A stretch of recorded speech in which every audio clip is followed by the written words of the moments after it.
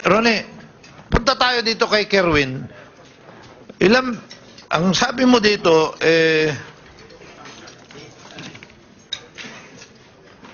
nagkita kayo ni Kerwin ng mga 5 beses, tama ba yun? Opo, ano lang. Kailan yung unang beses, saan kayo nagkita? Sa Mall of Asia po. Pwedeng ikwento mo sa amin kung paano kayo nagkita? Nung pinapunta po ako ni Madam sa Mall of Asia, punta ka doon, may imimit kang tao sa Mall of Asia. Sabi po ni Ma'am sa parking building A. Doon po ako, unang inakyat ko po sa, Wala siyang binigay na numero o taong hahanapin mo doon? wala po, sabi niya, ikaw ang kukontakin niya, sabi niya. Oh. Ngayon, Nung, pumunta ka doon. opo sir. O tapos ano nangyari sumunod, kung meron man? May binigay po sa akin si Kerwin nung nagkita na po kami. Na, Hindi nga, kwento mo sa amin, nandun ka sa parking area, anong palapag yan? 5th floor po. Nasa 5th floor ka. Opo. Anong dala mong sasakyan kung meron? Fortuner po. Oh. Pagkatapos, pumarada ka doon. Ano nangyari na? Pagparada ko po doon, may dumating na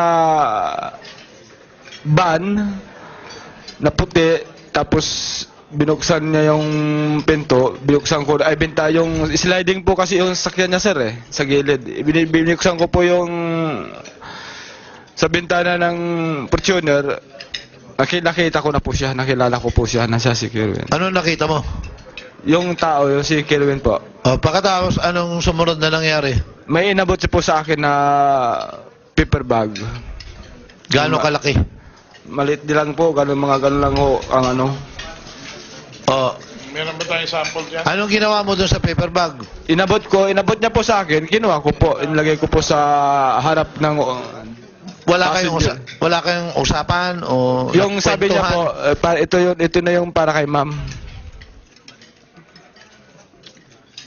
Mga ganyan po. Mga ganyan po, sir. Hawakan pa. Tignan mo mabuti kung ganyan nga. Dahil ang layo naman. So, ibigay mo ito kay ma'am. Hanggang doon lang ang kwentuhan nyo. Opo, sir. Anong sumunod na ginawa mo nung nakuha mo na yun? Kinuha ko yung bag, sir. Inilagay ko sa harap ng upuan ng passenger side sa harap. Umalis na rin po ako. Ano yung supot? Ganyan ba? O mas malaki, mas maliit? Ganito lang po, kalaki, sir. Buka mo, buka mo. Ganito lang. Okay. So, anong sumunod na ginawa mo? Hindi ko naman po siya sinilip kung ano ang laman niya, pero sinalat ko siyang ganun. Oo. Kaya nga. Tapos anong ginawa mo? Umuwi ka na? O namasyal ka? O ano? Umuwi na po ako sa opisina, sir. Tapos, anong ginawa mo doon sa supot? Iniwan ko lang po doon sa sasakyan, tapos umakyat ako sa office ni ma'am. Anong balita? Sabi niya, okay na po ma'am. Sa bahay ko na lang po ibinigay yung yung supot na yon. Sinasabi mo sa amin na iniwan mo sa kotse, pero pagdating nyo sa bahay, anong bahay ito? Saan bahay ito? Sa Parañaque po. Anong ginawa mo doon? Kwento mo sa amin para maliwanag kasi mahirap yung hindi mo ikwento. Pagdating doon sa bahay, Pagdating ko po galing doon sa Mall of Asia, nagtuloy po ako sa office sa DOJ. Tapos nag-report po ako na nandun na yung pong pinapakuha niyo ma'am, nasa sasakyan po. Iniwan ko doon. Oo. Okay, sabi niya. Mm. Tapos pag uwi na namin sa bahay, gabi na po yun, nang ibinaba na namin yung mga gamit niya, ako na po mismong kumuha doon sa bag para ibaba din. Tapos, ma'am, ito na yung bag na pinakuha niyo po kanina sa akin nung hapon. Yung mga panahon na yan, malakas pa yung pag-iibigan nyo ni secretary o humina na? Medyo signal number 1 na lang po, sir. Ano ibig sabihin ng signal number 1 Medyo na lang? mahina-hina na po. Mahina-hina na. Yes, sir. Bawasan lang natin. Let's observe proper decorum, please. Para lang makita ko yung scale. Ano ba ang pinakamataas na signal na inabot nyo? Ay, Hindi talaga. Dahil sinasabi mo signal number 1 na lang. Hindi ko malaman kung saan. So ano yung pinaka sukdulan o pinakamataas na signal na inabot nyo? umabot din po siguro na hanggang mga signal number 5, sir. Signal number 5. ang sumunod na nangyari na nagkita kayo nitong taong tinutukoy mo na Kerwin? Meron pa po, sir. Kailan naman yon? Yung una, mga anong buwan yan? August po. Ng anong taon? 2014. 2014. Oh, may sumunod pa ba o wala na? Meron pa po, sir. Kailan naman yon? November po. Paano naman nangyari dyan? Doon Pwedeng din- ikwento mo sa amin paano Then, naman? nung November ulit po, pinapunta ulit ako ni ma'am doon sa Molobisha. Nagkita ulit po kami sa Dampa sa Mall Obisha. Sa dampa kayo nagkita? Opo, sir.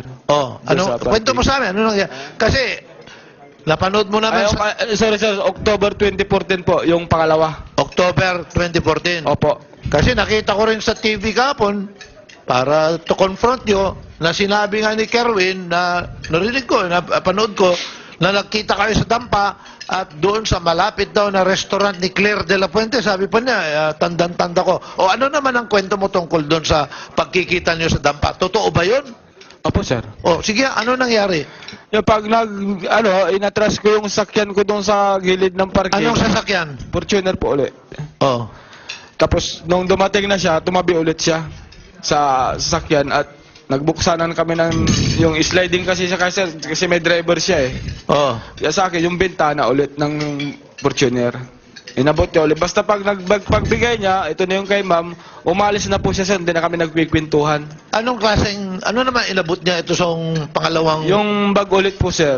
bag? Opo, Pusok. malit na supot ulit.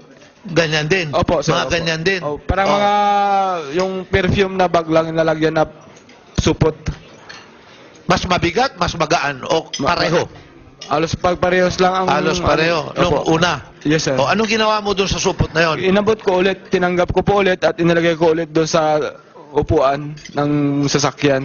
Saan ka pumunta pagkatapos? Tapos umuwi na rin po ako, bumalik na rin po ako kay ma'am Saan? sa office po. O tapos, kwento mo para... Kapag pagdating namin sa office, nag-report ulit ako ma'am, nandyan na po ulit yung pinakuha niyo sa akin ma'am.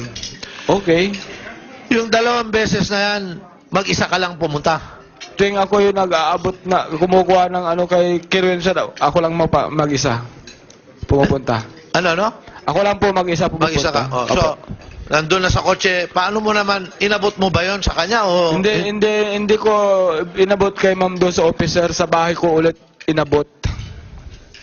Nung pag-uwi nyo, Opo. inabot mo. Ano naman ang sabi niya?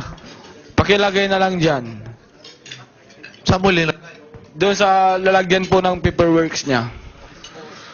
Yan ba, nagsasama pa kayo sa isang kwarto yung mga araw na yan o hindi na?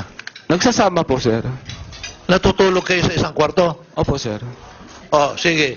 Pagkatapos niya, meron pa bang nangyari uli na nakita kayo ni Kerwin? Mayroon pa po, sir. Kailan naman? Yun na po yung November 2014.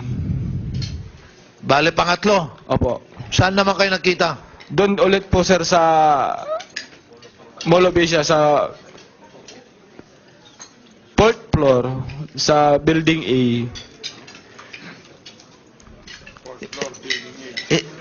Dito sa statement mo, nung sumunod na pangyayari, medyo nag-usap na kayo at tinanong na, sino ka ba? Ikaw ba? Ano ba Yun po nangyari? yung second na pagbigay niya sa amin, sir. Oh. Nagkilalanan na kami.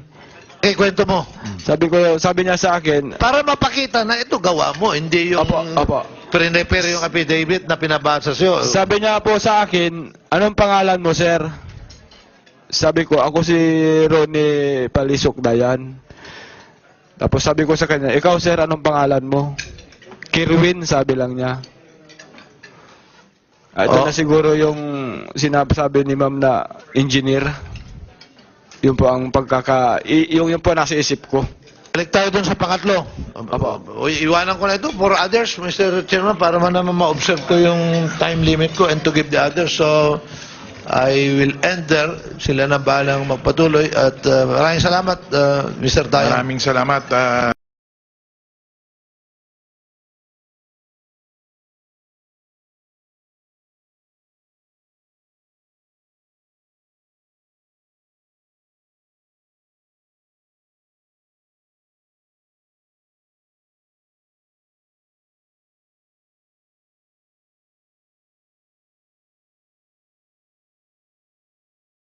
Ronnie, punta tayo dito kay Kerwin. Ang sabi mo dito,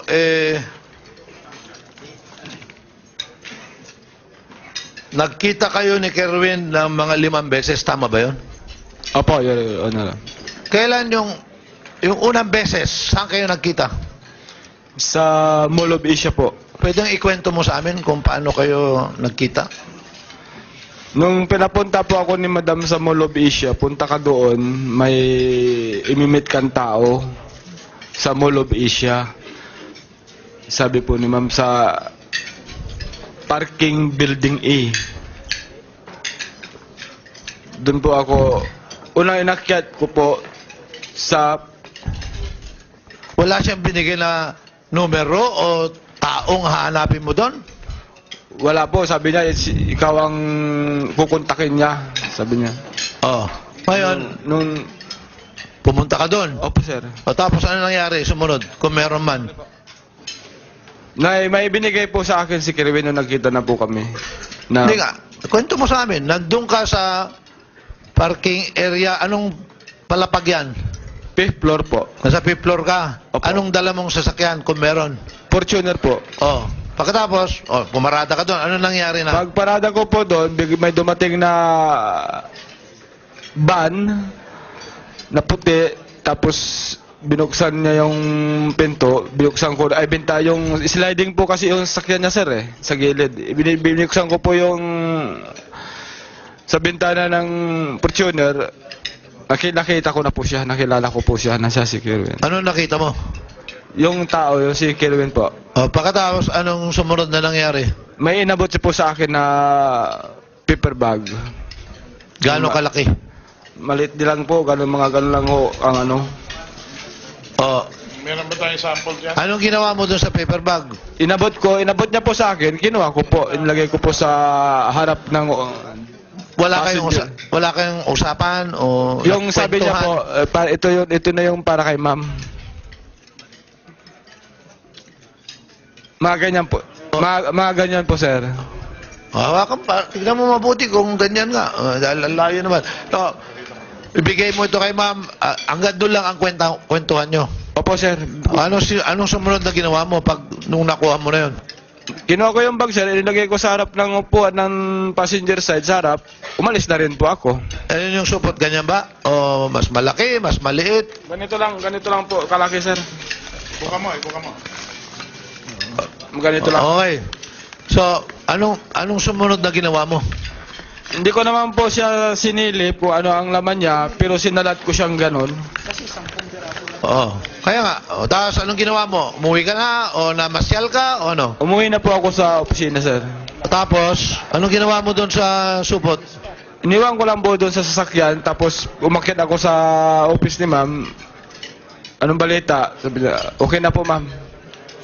Sa bahay ko na lang po ibinigay yung yung supot na yon. Sinasabi mo sa amin na iniwan mo sa kotse, pero pagdating nyo sa bahay, anong bahay ito? Saan bahay ito? Sa Parañaque po. Anong ginawa mo doon? Kwento mo sa amin para maliwanag kasi mahirap yung hindi mo ikwento. Pagdating doon sa bahay, Pagdating ko po galing doon sa Mall of Asia, nagtuloy po ako sa office sa DOJ. Tapos nag-report po ako na nandun na yung pong pinapakuha niyo ma'am, nasa sasakyan po. Iniwan ko doon. Oo. Okay, sabi niya. Mm. Tapos pag uwi na namin sa bahay, gabi na po yon.